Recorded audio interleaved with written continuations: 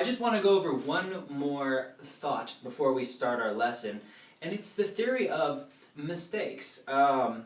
It's like I'm learning a new move and dropped it. Why? Why, God, did I drop it? Oh, you scream and curse the gods or whatever you do.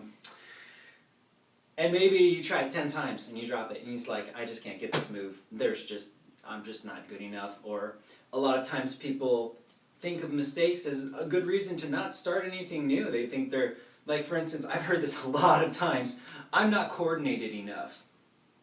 And I'm thinking in my head, well, you can't be if you haven't tried. I mean, you have to build that coordination. That's what I'm thinking, but I don't say it, of course. A lot of it has to do with just the way that you perceive a mistake. And the way I see it is, it's a stepping stone.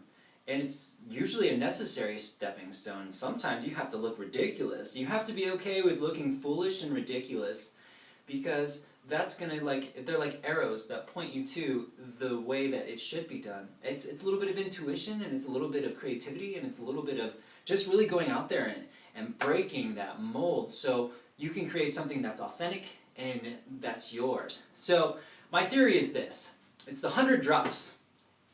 More like a hypothesis, I guess. Basically, if you haven't dropped it 100 times for that move, then you can't discount it yet. Now, as you're going through those 100 moves, you may need to modify, sure. You may need to look at yourself each time and adjust how you're doing it. But in the end, if you give it 100 tries, which is quite a bit, but if you give it 100 tries, you're going to discover it.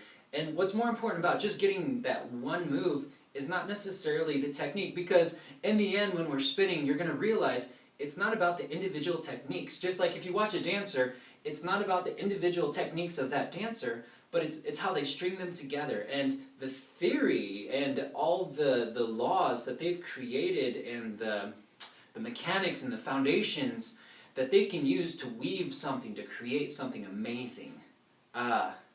So that's what I want you to see too, because you may be learning a move that you won't use very much at all, but it may actually give you the insight to create a whole slew of new moves that you would absolutely love.